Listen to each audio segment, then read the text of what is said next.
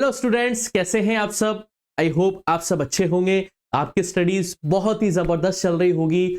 मेरा नाम है इंजमाम खान। स्वागत करता हूं आपका हमारे शानदार यूट्यूब प्लेटफॉर्म जिसका नाम है FMI करियर इंस्टीट्यूट।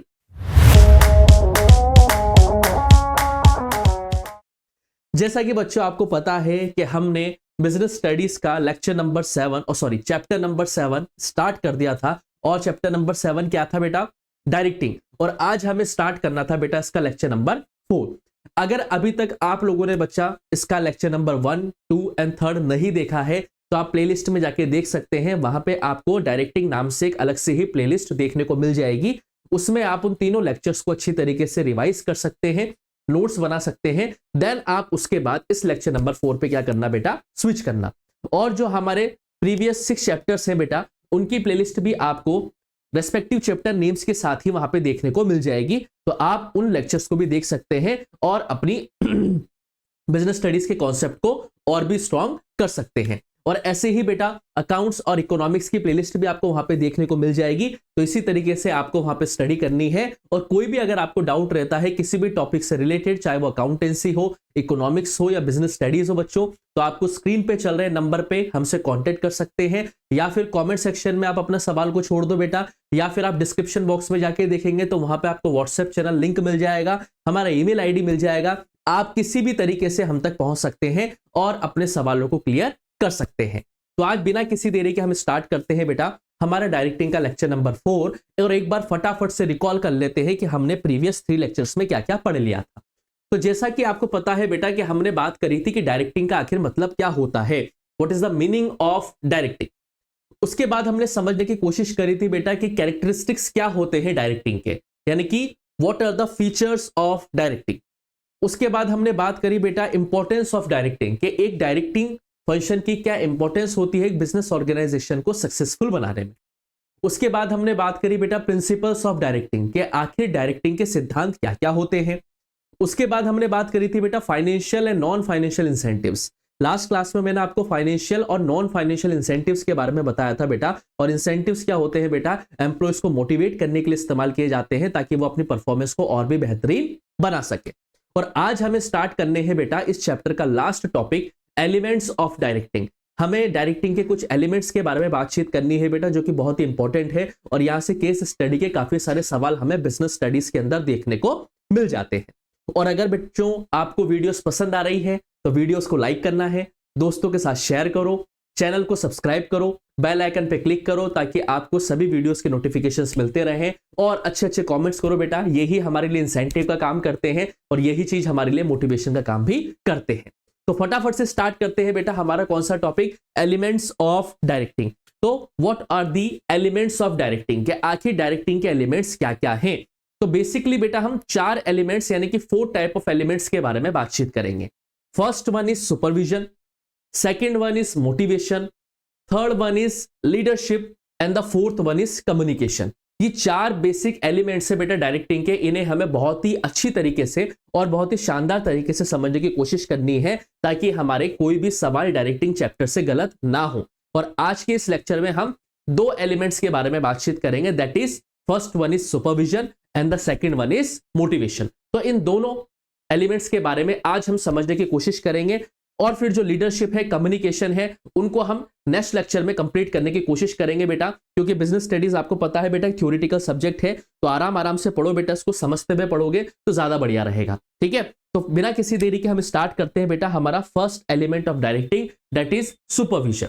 तो सवाल निकल के आता है सर कि what do you mean by this term supervision. ये सुपरविजन आखिर होता क्या है? तो सिंपल सी बात है, सुपरविजन का मतलब क्या है? It refers to instructing, guiding, monitoring and observing the employees while they are performing jobs in the organization। इसका मतलब क्या है सुपरविजन का? सुपरविजन में मतलब इंस्ट्रक्शन देना आता है, गाइड करना आता है, मॉनिटरिंग करना और एम्प्लॉयज को ऑब्जर्व करना बेटा जब वो अपना काम कर रहे हो ऑर्गेनाइजेशन के अंदर। मतलब उनको सुपरवाइज करना, अपने सबऑर्डिनेट्स के काम को इंस्ट्रक्ट करना, उन्हें गाइडिंग करना कि उनकी किस गाइडेंस की रिक्वायरमेंट है, उनके काम को मॉनिटर करना और उनके बिहेवियर को ऑब्जर्व करना जब एम्प्लॉयज अपने जॉब को परफॉर्म कर रहे हो ऑर्गेनाइजेशन के अंदर। इसी कॉन्सेप्ट को हम क्या बोलते हैं बेटा? सुपरविजन बोलते हैं। अब क्या है बेटा, what are the importance of this supervision, यानी कि आखिर इस एलिमेंट सुपरविजन की इंपॉर्टेंस क्या है एक बिजनेस ऑर्गेनाइजेशन के अंदर। तो पहला पॉइंट समझिए बेटा, इससे आप और भी बेहतरीन तरीके से समझ पाएंगे कि सुपरविजन किन पॉजिटिव वे से एक बिजनेस ऑर्गेनाइजेशन को आगे लेके जाता है। तो देखिए, सुपरविजन का इस्तेमाल करने से क्या होता है बेटा, डे टू डे कॉन्ट्रैक्ट नहीं, यहाँ पे कॉन्ट्रैक्ट आएगा बेटा, ठीक है, डे टू डे कॉन्ट्रैक्ट बनता है बेटा, और एक फ्रेंडली रिलेशन बनते हैं मैनेजर्स के वर्कर्स के साथ। ये बात ध्यान रखना बेटा, जब आप डेली बेसिस पर अपने एम्प्लॉयज की परफॉर्मेंस को ऑब्जर्व करते हैं, उन्हें गाइडेंस देते हैं, उनकी परफॉर्मेंस को मॉनिटरिंग करते हैं, उन्हें इंस्ट्रक्शन देते हैं, तो इससे क्या होता है बेटा, डेली बेसिस पे एक आपका इंटरेक्शन क्रिएट होता है, किससे, वर्कर्स के साथ, और एक फ्रेंडली रिलेशन बनता है बेटा आपका, एक फ्रेंडली रिलेशन बनता है बेटा आपका वर्कर्स के साथ, जब आप एक गाइडर की तरह, एक फ्रेंड की तरह और एक फिलोसोफर की तरह अपने वर्कर्स के साथ क्या करते हैं, बिहेव करते हैं। तो जाहिर सी बात है फ्रेंडली रिलेशन बनेगा बेटा, तो जाहिर सी बात है एक एम्प्लॉय को क्या दिक्कतें आ रही है वो अपने सुपरवाइजर से बोल पाएगा और उन प्रॉब्लम्स का सॉल्यूशन निकल पाएगा, और वो और भी बेहतरीन तरीके से अपने काम को कर पाएगा। दूसरा इंपॉर्टेंस क्या है बेटा, सुपरविजन जो है बेटा वो एक लिंक की तरह काम करता है बिटवीन वर्कर्स एंड मैनेजमेंट, क्योंकि जो सुपरवाइजर होता है सॉरी, वो वर्कर्स की बात सुनता है और सुपरवाइजर उस बात को कहां लेके जाता है बेटा, मैनेजमेंट को बताता है। तो he conveys management ideas to the workers on one hand and workers problems to management on the other hand. आप इसको ऐसे भी समझ सकते हैं बेटा कि ये हमारा टॉप लेवल का मैनेजमेंट है, मान के चलिए कि ये क्या है, टॉप लेवल का मैनेजमेंट है, यानी कि ये है हमारा TLM। इसी के अंडर में आता है बेटा हमारा कौन, सुपरविजर या सुपरवाइजर, और इसके नीचे आते हैं हमारे कौन बेटा, वर्कर्स। तो देखो लिंक की तरह काम कर रहा है, किसकी तरह काम कर रहा है बेटा, लिंक की तरह। वर्कर्स बात बोलते हैं सुपरविजर को, और सुपरवाइजर क्या करता है, टॉप लेवल मैनेजमेंट को ये बात बताता है। टॉप लेवल मैनेजमेंट सुपरवाइजर को चीजें बताते हैं, और सुपरवाइजर उसे कहां लेके जाता है बेटा, वर्कर के पास लेके जाता है। तो जाहिर सी बात है सुपरविजन जो है वो एक लिंक की तरह काम करता है between the workers and the management. चीजें समझ में आई है नहीं आई बेटा, दूसरा इंपॉर्टेंस क्लियर है। तीसरा इंपॉर्टेंस देखिए बेटा, supervision plays a key role in maintaining group unity among workers placed under his control. Supervision element के जब हम इस्तेमाल करते हैं बेटा, तो उससे क्या होता है, वर्कर्स के बीच में एक यूनिटी बनी रहती है, जो भी वर्कर्स एक सुपरवाइजर के अंडर में काम कर रहे हैं। He sorts out internal differences, workers के बीच में जो भी इंटरनल डिफरेंसेस होते हैं उनको वो सॉर्ट करता है, ताकि वर्कर्स के बीच में भी एक हार्मनी टाइप का रिलेशन बना रहे, और साथ के साथ वो 100% इफेक्टिवनेस और एफिशिएंसी के साथ काम कर पाए। तो ये तीन इंपॉर्टेंस आपको ध्यान रखने हैं बेटा सुपरविजन के। पहला, एक फ्रेंडली रिलेशन बनता है बेटा वर्कर्स का सुपरवाइजर के साथ। दूसरा, एक लिंक की तरह काम करता है बेटा टॉप लेवल मैनेजमेंट और वर्कर्स के बीच में बेटा सुपरविजन। और सुपरविजन का मेन काम क्या होता है बेटा, ये वर्कर्स के बीच में क्या क्रिएट करता है, यूनिटी क्रिएट करता है। मतलब एक सुपरवाइजर के अंडर में अगर 10 वर्कर आ रहे हैं, तो उन 10 वर्कर्स के बीच में यूनिटी बनाने का काम भी सुपरविजन का ही होता है, ये सुपरवाइजर का होता है। जो भी उन सभी 10 वर्कर्स के बीच में जो इंटरनल डिफरेंसेस है या जो भी उनके बीच में इश्यूज है, उनको सॉल्व करता है बेटा सुपरवाइजर, ताकि सभी वर्कर्स के बीच में हार्मनी बनी रहे और वो एक बेहतरीन तरीके से क्या करे बेटा, कंपनी के ऑर्गेनाइजेशन के लिए काम कर सके। क्लियर है बेटा, तीनों इंपॉर्टेंट समझ में आ गए बेटा। फोर्थ देखिए बेटा क्या है, supervision ensures performance of work according to target set. Supervision के जरिए हम उस परफॉर्मेंस को भी एंश्योर कर सकते हैं बेटा, जो एक पर्टिकुलर एम्प्लॉय को जो टारगेट दिया गया है काम करने के लिए। He takes the responsibility for task achievement and motivate his workers effective. क्या होता है बेटा, देखिए सुपरवाइजर हर एक एम्प्लॉय को क्या करता है बेटा, एक टास्क देता है, ठीक है, कि इस टास्क को एक पर्टिकुलर टाइम पे आपको क्या करना है, कंप्लीट करना है, यानी कि टारगेट देता है। सिंपल सी बात है। तो ये सुपरविजर की रिस्पॉन्सिबिलिटी होती है बेटा कि वो अपने एम्प्लॉय से उस टास्क को गिवन टाइम पे अचीव करने के लिए क्या करे बेटा, लगातार मोटिवेट करे, जिससे कि कंपनी के जो भी टास्क है बेटा वो इफेक्टिव तरीके से काम पूरा हो जाए। इफेक्टिव का मतलब क्या होता है, टाइम पे फोकस किया जाता है, ठीक है बेटा। फिफ्थ इंपॉर्टेंस क्या है बेटा, supervision provides good on the job training to the workers and employees. Supervision क्या करता है बेटा, ऑन द जॉब ट्रेनिंग देता है बेटा वर्कर्स को भी और एम्प्लॉयज को भी। अ skilled and knowledge gives supervisor can build efficient team of workers. बात समझ में आई नहीं है बेटा, वर्कर्स को ट्रेनिंग प्रोवाइड करवाते हैं बेटा, एम्प्लॉयज को ट्रेनिंग प्रोवाइड करवाता है कौन बेटा, supervisor. And the last importance is supervision analysis the works performed and gives feedback to the workers. Last step क्या होता है बेटा, सुपरवाइजर का एक काम होता है कि जितने भी एम्प्लॉयज ने काम किया है उनके काम को एनालाइज करना है, फिर उनके काम से रिलेटेड उनको फीडबैक देना है, ठीक है। He suggested way and means of developing work skills. उसमें कुछ कमियां होता है तो वो उन्हें इंस्ट्रक्ट करता है, गाइड करता है कि इन कमियों को कैसे दूर किया जाए, और अगर बढ़िया काम किया है तो उन्हें मोटिवेट करता है कि आगे भी ऐसे ही और भी शानदार तरीके से काम आप लोगों को करना है। तो ये होता है बेटा आपका सुपरविजन एलिमेंट, जो कि डायरेक्टिंग फंक्शन के अंदर हम क्या करते हैं, इस्तेमाल करते हैं किसी भी कंपनी की ग्रोथ के लिए। क्लियर है बेटा, तो ये 6 के 6 इंपॉर्टेंस आपको समझ में आ जाएंगे बेटा क्या क्या होते हैं। फटाफट से एक बार रिकॉल कर लो बेटा क्या होता है। पहला, फ्रेंडली रिलेशन बनते हैं बेटा। दूसरा, एक लिंक की तरह काम करता है between the workers and the management. Third point क्या है बेटा, सभी वर्कर्स के बीच में एक यूनिटी क्रिएट करता है। फोर्थ इंपॉर्टेंस क्या है बेटा, टास्क को अचीव करने के लिए मोटिवेट करता है। फिफ्थ इंपॉर्टेंस है बेटा कि ट्रेनिंग प्रोवाइड करवाता है एम्प्लॉयज को, वर्कर्स को। And the sixth importance is कि वर्कर्स की परफॉर्मेंस को एनालाइज करता है और उनको फीडबैक देता है कि और भी बेहतरीन तरीके से कैसे काम किया जा सकता है। ये इंपॉर्टेंस है बेटा किसकी बेटा, सुपरविजन एलिमेंट की। तो ये है हमारा कंप्लीट आज सुपरविजन एलिमेंट। सेकंड एलिमेंट की तरफ हम बढ़ते हैं बेटा, मोटिवेशन। पहले ये बताओ बेटा कि आपको सुपरविजन एलिमेंट अच्छी तरीके से समझ में आया है क्या? आ गया है तो फटाफट से अच्छे अच्छे कमेंट्स कर दो, वीडियो को लाइक करो। कोई भी डाउट हो तो स्क्रीन पे चल रहे नंबर पे हमसे कांटेक्ट कर लेना, ठीक है बेटा। चलिए, सेकंड टॉपिक क्या है, ये सेकंड एलिमेंट क्या है बेटा डायरेक्टिंग का, दैट इज मोटिवेशन। मोटिवेशन सबको रिक्वायरमेंट रहती है। अभी आप लोगों के एग्जाम्स आ रहे हैं तो आप लोगों को ज्यादा मोटिवेशन की रिक्वायरमेंट रहती है। तो मोटिवेशन का मतलब क्या होता है, सबसे पहले ये देखते हैं कि मोटिवेशन का मतलब क्या होता है। तो देखिए, motivation can be defined as stimulating, inspiring and inducing the employees to performance to their best capability। Motivation एक वो इंस्पायरिंग सोर्स है बेटा जो एम्प्लॉइज को, अब हम एम्प्लॉइज की क्यों बात कर रहे हैं, स्टूडेंट्स की क्यों बात नहीं कर रहे बेटा, क्योंकि हम बिजनेस स्टडीज पढ़ रहे हैं। तो बिजनेस स्टडीज में हम एम्प्लॉइज के लिए मोटिवेशन की बात करेंगे, स्टूडेंट्स की तो बात करेंगे नहीं। तो क्या है बेटा, मोटिवेशन एक वो इंस्पायरिंग सोर्स है बेटा जो एम्प्लॉइज को इंड्यूस करता है या उनको एक तरीके से एनर्जी देता है या ड्राइव देता है ताकि वो अपनी परफॉर्मेंस को बेस्ट कैपेबिलिटी के साथ क्या कर पाए बेटा, इंप्रूव कर पाए।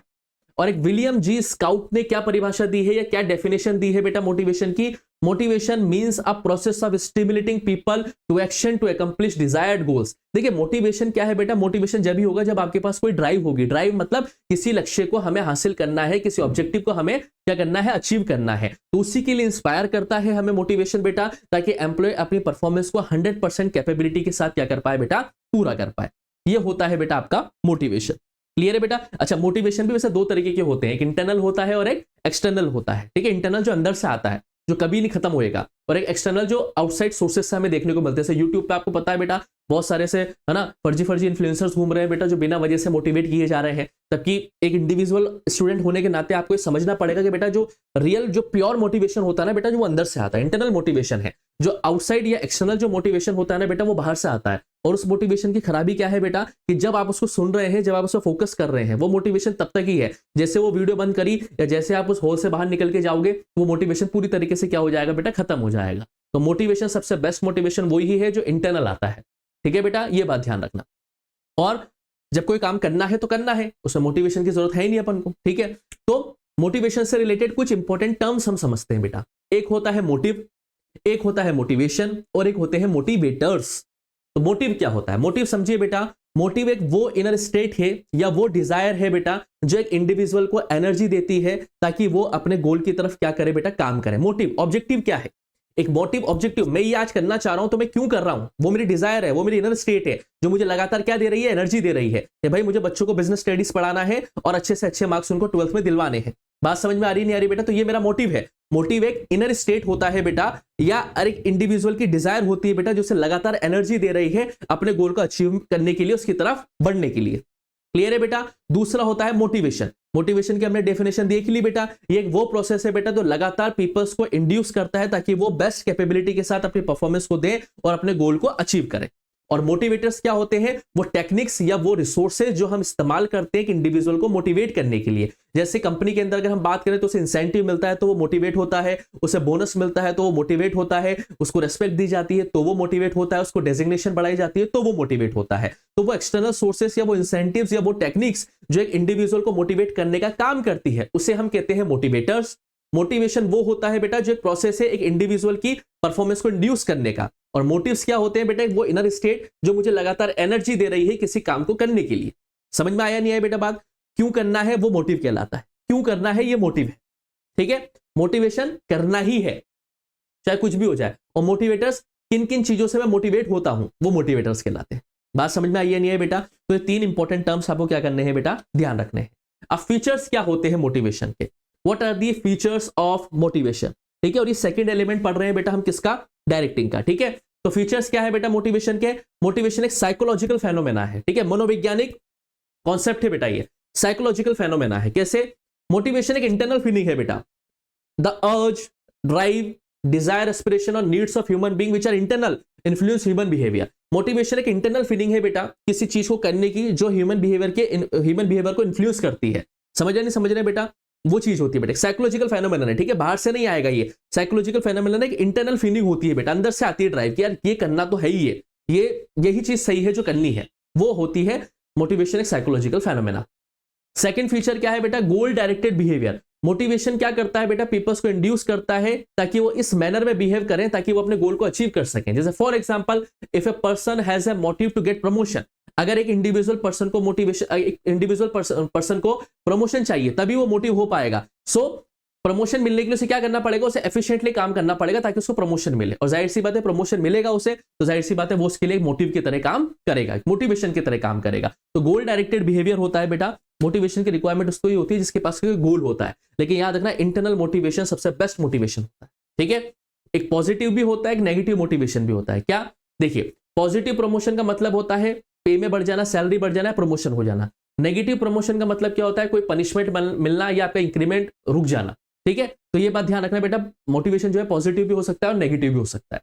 And the fourth feature is complex process. क्या है बेटा, मोटिवेशन एक कॉम्प्लेक्स प्रोसेस है। कैसे बेटा, देखिए समझिए, इंडिविजुअल्स की जो एक्सपेक्टेशंस होती है ना बेटा वो हेटेरोजेनस होती है, परसेप्शन होते हैं, रिएक्शन होते हैं। Any type motivation may not have uniform effect on all members, यानी कि एक ही तरीके का मोटिवेशन सबके लिए काम नहीं करेगा बेटा। मेरे लिए कोई दूसरी चीज मोटिवेशन का काम करेगी, एक इंडिविजुअल आप स्टूडेंट के लिए कोई दूसरी चीज मोटिवेशन का काम करेगी। मतलब हर एक इंडिविजुअल के लिए जिस तरीके से पांचों उंगलियां एक जैसी नहीं होती है, वैसे ही पांचों पर्सन के लिए मोटिवेशन का जो कॉन्सेप्ट है, जो गोल है, वो अलग अलग होगा। मैं किसी और चीज से मोटिवेट होता हूं, ठीक है, शाहरुख सर किसी और चीज से मोटिवेट होते हैं, आप मेरे स्टूडेंट्स हो बेटा, आप किसी और चीज से मोटिवेट होते हैं। तो ये कॉम्प्लेक्स प्रोसेस है, एक ही तरीके का मोटिवेशन हर एक इंडिविजुअल के लिए काम नहीं करेगा। ये बात ध्यान रखना बेटा, सबके हिसाब से मोटिवेशन का जो प्रोसेस है वो क्या होता जाएगा बेटा, चेंज होता जाएगा। क्लियर है बेटा? तो ये चार फीचर आपको ध्यान रखने हैं बेटा। साइकोलॉजिकल फेनोमेना है, गोल डायरेक्टिंग बिहेवियर है बेटा, ठीक है, पॉजिटिव और नेगेटिव भी होता है और कॉम्प्लेक्स प्रोसेस है। उसके बाद क्या आता है बेटा, उसके बाद आता है हमारा मोटिवेशन की इंपॉर्टेंस क्या है। जाहिर सी बात है, सिंपल सी बात है कि परफॉर्मेंस जो होती है एम्प्लॉयज की, उनको इंप्रूव करने का काम करता है। अगर एक इंडिविजुअल एम्प्लॉय को मोटिवेशन मिलता रहेगा लगातार तो जाहिर सी बात है उसकी परफॉर्मेंस सुधरेगी। गुड मोटिवेशन हमेशा एक एम्प्लॉय की नीड्स को सेटिस्फाई करता है और वो लगातार कोशिश करता है कि अपने मैक्सिमम एफर्ट्स के साथ कंट्रीब्यूट करे ऑर्गेनाइजेशन के गोल्स को अचीव करने के लिए। दूसरा क्या है इंपॉर्टेंस बेटा, मोटिवेशन के जरिए आप एक एम्प्लॉय के नेगेटिव एटीट्यूड को पॉजिटिव एटीट्यूड में बदल सकते हैं। मोटिवेशन एक इंडिविजुअल के नेगेटिव एटीट्यूड को पॉजिटिव एटीट्यूड में बदलने की शक्ति रखता है, पावर रखता है, जिससे कि वो अपने ऑर्गेनाइजेशनल गोल को और भी शानदार तरीके से अचीव कर सके। साथ के साथ एक कंपनी के अंदर अगर एक इंडिविजुअल एम्प्लॉय को शानदार तरीके का मोटिवेशन मिलता रहता है टाइम टू टाइम पे, तो जो टर्नओवर रेशो है उसमें भी गिरावट देखने को मिलती है। टर्नओवर रेशियो का मतलब क्या होता है कि कितने लोग कंपनी को छोड़ के जा रहे हैं। अगर एक कंपनी के अंदर रेगुलर बेसिस पे एक एम्प्लॉइज को मोटिवेशन मिलता रहता है बेटा, तो जाहिर सी बात है उससे क्या होता है, लोग कम छोड़ के जाते हैं कंपनी को, और जितना कंपनी के टर्नओवर रेशियो कम होगा बेटा, उतना ही जो नई रिक्रूटमेंट करने में और ट्रेनिंग करने में खर्चा आता है वो कंपनी का बच जाता है। बात समझ में आई है नहीं है बेटा? फोर्थ इंपॉर्टेंस क्या है बेटा, रिड्यूस एब्सेंटिज्म। ये क्या होता है, motivation reduces absenteeism. Some important reasons for absenteeism, bad working condition, inadequate rewards, poor relation etcetera. Through sound motivational system all these deficiency can be covered. मतलब देखिए, एब्सेंटिज्म का मतलब क्या है, एक आदमी वहां पे अवेलेबल है लेकिन फिर भी वो काम करना नहीं चाह रहा है। क्यों? क्योंकि बैड वर्किंग कंडीशन है, रिवॉर्ड उसको मिलता नहीं है, पुअर रिलेशन है। तो मोटिवेशनल माहौल से या मोटिवेटेड एनवायरमेंट से आप क्या कर सकते हो, इन सब चीजों को दूर कर सकते हो। ठीक है बेटा? Reduction in resistance to change. देखिए बेटा, आपको पता है बेटा बिजनेस एनवायरनमेंट क्या है बेटा, डायनेमिक है।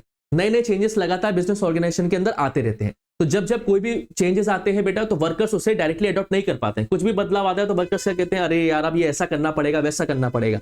लेकिन मोटिवेशन का इस्तेमाल करके आप हर एक इंडिविजुअल एम्प्लॉय को उस बदलाव को, उस चेंजेस को अडॉप्ट करने के लिए कैपेबल बना सकते हैं। तो ये क्या है बेटा, ये इंपॉर्टेंस है बेटा किसकी, मोटिवेशन की। तो याद रखना, परफॉर्मेंस जो लेवल होती है एम्प्लॉयज की उन्हें इंप्रूव करता है, नेगेटिव एटीट्यूड को पॉजिटिव में कन्वर्ट कर सकता है, एम्प्लॉयज के टर्नओवर में रिडक्शन आता है, एब्सेंटिज्म को भी कम करता है, और साथ के साथ हर एक इंडिविजुअल एम्प्लॉय को चेंज को अडॉप्ट करने की कैपेबल भी बनाता है। कौन? मोटिवेशन। और आज का हमारा लास्ट टॉपिक है बेटा अब्राहम मैस्लो की हिरार्की थ्योरी ऑफ मोटिवेशन। बहुत ही इंपॉर्टेंट थ्योरी है बेटा, need hierarchy theory of motivation. Abraham Maslow बहुत ही शानदार साइकोलॉजिस्ट रहे हैं बेटा, ठीक है, ये बात ध्यान रखना बेटा। इन्होंने 5 नीड्स बताई है बेटा हर एक ह्यूमन बीइंग की, कि हर एक ह्यूमन बीइंग की क्या होती है बेटा, 5 बेसिक नीड्स होती है बेटा, जिसे हम क्या बोलते हैं, Abraham Maslow need hierarchical theory. ठीक है, हायरार्की जो थ्योरी होती है उसको बताया 5 पार्ट्स में बताइए बेटा, 5 बेसिक नीड्स होती है एक इंडिविजुअल की। अब्राहम मैस्लो की थ्योरी को अगर आप समझ लो और इसे आप अपने लाइफ में इंप्लीमेंट कर लो ना बेटा, मैं लिखित में दे सकता हूं, आपको रिटर्न में दे सकता हूं, आप जीवन में कभी भी डाउनफॉल फेस नहीं करेंगे। अब्राहम मैस्लो की थ्योरी को अपनी लाइफ में इंप्लीमेंट करना शुरू करो आज से, अभी से, जैसे ही आप पढ़ रहे हो उसको। बहुत इंपॉर्टेंट थ्योरी है बेटा नीड हायरार्किकल थ्योरी। सबसे पहली बात बेसिक फिजियोलॉजिकल नीड्स। यहां पे मैस्लो साहब ये कह रहे हैं कि एक इंडिविजुअल की जो सबसे पहली नीड होती है वो होती है रोटी, कपड़ा और मकान। ये जब सेटिस्फाई हो जाएगी तब आप दूसरी नीड की तरफ बढ़ोगे। और ये जो नीड है आपकी बेसिक फिजियोलॉजिकल नीड्स, आप अभी स्टूडेंट हो और ये नीड आपके माता पिता आपकी क्या कर देते हैं बेटा, सेटिस्फाई कर देते हैं। भाई एक पहली नीड क्या होती है कि इंडिविजुअल सर्वाइव कर ले, सर्वाइव करने के लिए उसे क्या चाहिए, रोटी, कपड़ा और मकान, ये बेसिक नीड होती है बेटा। और ये चीज आपकी सेटिस्फाई हो रही है किसकी वजह से, आपके परिवार आपका इसको सेटिस्फाई कर देता है, यानी कि आपकी फैमिली से सेटिस्फाई कर देती है। अब इसे बिजनेस से लिंक करते हुए समझना और एक इंडिविजुअल लाइफ की जीवन से भी इसको लिंक करते हुए समझना। पहली ये नीड होती है कि उसे क्या मिल जाए बेटा, बेसिक रिक्वायरमेंट मिल जाए ताकि वो सर्वाइव कर सके, बेसिक नीड उसकी पूरी हो जाए। दूसरी जो उसकी नीड होती है, बेसिक नीड पूरी होने के बाद, याद रखना सीक्वेंस में चलेगी, बिगाड़ नहीं सकते सीक्वेंस को, पहले बेसिक नीड आएगी, अब दूसरी कौन सी नीड आएगी, सेफ्टी सिक्योरिटी नीड। अब एक एम्प्लॉय को, एक इंडिविजुअल को क्या चाहिए, उसको जॉब सिक्योरिटी मिले, ठीक है, फिजिकल और इमोशनल उसको प्रोटेक्शन मिले बेटा, और उसकी जॉब में क्या बनी रहे, स्टेबिलिटी बनी रहे। ये एक स्टूडेंट भी चाहता है, ये एक एम्प्लॉय भी चाहता है कि बेसिक नीड पूरी हो गई है, अब वो नीड जो है वो हमेशा के लिए क्या रहे, सेफ रहे, सिक्योर रहे, और ये एक एम्प्लॉय भी चाहता है। ये दूसरी क्या है बेटा, हायरार्किकल थ्योरी है। तीसरा क्या है बेटा, तीसरा आ जाता है बेटा एफिलिएशन बिलोंगिंग नीड्स। अब यहां पे क्या करना शुरू करता है एक इंडिविजुअल फ्रेंडशिप करने लगता है, सेंस ऑफ बिलोंगिंगनेस की दोस्ती यार होना चाहिए, एक्सेप्टेंस होना चाहिए, फ्रेंडशिप होना चाहिए, अफेक्शन होना चाहिए, इन चीजों पर फोकस करता है एक आदमी कब बेटा, थर्ड स्टेप पे आके। फोर्थ क्या है बेटा, एस्टीम नीड्स। एस्टीम नीड्स में एक इंडिविजुअल को क्या चाहिए, सेल्फ रिस्पेक्ट चाहिए, कि मेरी खुद की सेल्फ रिस्पेक्ट हो, मेरा एक स्टेटस हो सोसाइटी में, लोग मुझे रिकॉग्नाइज करें, लोग मुझे अटेंशन दें, ये एस्टीम नीड्स होती है बेटा। ये सब लाइन टू लाइन चलेगी। और लास्ट सबसे जो इंपॉर्टेंट है बेटा वो होती है सेल्फ एक्चुअलाइजेशन नीड्स। ये सबसे हाईएस्ट लेवल है बेटा इस हायरार्की की, इसको ध्यान रखना। ये सबसे वो चीज है जब एक इंडिविजुअल ये जान जाता है कि उसका जन्म इस धरती पे क्यों हुआ है, इस प्लेनेट पे क्यों हुआ है, उसे अपन कहते हैं सेल्फ एक्चुअलाइजेशन नीड्स। जब आप ये जान जाओगे, देखिए इसको कहते हैं अपन एनलाइटेंड हो जाना एक तरीके से, समझ रहे नहीं समझ रहे बेटा, सेल्फ एक्चुअलाइजेशन। जब आप ये जान जाओ कि आपका जन्म इस धरती पर क्यों हुआ है, वो सेल्फ एक्चुअलाइजेशन होता है। तो ये अब्राहम मैस्लो की क्या थी बेटा, थ्योरी थी। तो 5 स्टेप याद रखना, सबसे पहले बेसिक नीड आती है, उसके बाद आप जॉब सिक्योरिटी की तरफ बढ़ते हो, फिर sense of belongingness, love, freedom वगैरह वो आइडियोलॉजी आ जाती है, उसके बाद आप रेस्पेक्ट स्टेटस की बात करते हो, और लास्ट आ जाता है बेटा सेल्फ एक्चुअलाइजेशन, यानी कि खुद को जान लेना। ये अब्राहम मैस्लो की 5 थ्योरी है बेटा, इसे इंपॉर्टेंट ध्यान रखना है, इंपॉर्टेंट है, इंपॉर्टेंट है, इंपॉर्टेंट, एक एग्जाम के पर्सपेक्टिव से भी और आपके इंडिविजुअल लाइफ के पर्सपेक्टिव से भी। अब मैस्लो ने जो थ्योरी बनाई है वो किस एजम्पशंस के आधार पर बनाई है, देखिए पहली बात, people's behaviour is based on this need satisfaction of such needs influences behaviour. एक इंडिविजुअल की नीड जितनी सेटिस्फाई होती है उतने उसका बिहेवियर भी इन्फ्लुएंस्ड होता है। People's need are in hierarchical order starting from basic to other high level needs. क्या करा है बेटा, बेसिक से हाई लेवल पे लेके गए, पहले बेसिक नीड्स फिर लास्ट वाली self actualization. A satisfied need can no longer motivate a person, only need of high level can motivate him. मान के चलिए मेरी एक नीड है और वो मेरी सेटिस्फाई हो गई, तो अब मुझे लगातार मोटिवेशन थोड़ी मिलेगा, मुझे मोटिवेशन तब मिलेगा जब मैं उससे एक अपर लेवल की, हायर लेवल की नीड लेके आ जाऊं, तब वो मुझे मोटिवेट करेगी। इसलिए एक के बाद एक बढ़ाया, पहले बेसिक नीड्स, फिर सेफ्टी, फिर लव एंड बिलोंगिंगनेस, फिर एस्टीम और फिर सेल्फ एक्चुअलाइजेशन, ऐसे लाइन टू लाइन बढ़ाया है अब्राहम मैस्लो ने। A person moves to the next higher level of the hierarchy only when the lower need is satisfied. और मैस्लो क्या बोलते हैं कि एक इंडिविजुअल हायर लेवल की हायरार्की पे तभी शिफ्ट करेगा जब वो लोअर नीड की सेटिस्फाई हो जाएगा। भाई बेसिक नीड ही पूरी नहीं हुई है तो वो जॉब सिक्योरिटी पे कहां जाएगा, जॉब सिक्योरिटी नहीं हुई है तो फिर वो कहां सेंस ऑफ बिलोंगिंगनेस में जाएगा, जब सेंस ऑफ बिलोंगिंगनेस ही नहीं आएगी तो वो कहां रिस्पेक्ट और स्टेटस के बारे में बात करेगा, और जब स्टेटस और रिस्पेक्ट ही नहीं होगा तो कहां सेल्फ एक्चुअलाइजेशन पे जाएगा। तो यहाँ पे क्या बोला है मैस्लो ने कि जब पहली नीड पूरी होती है उसके बाद आप क्या करते हो, हायरार्की की अगली नीड पे क्या करते हो बेटा, आगे बढ़ते हो।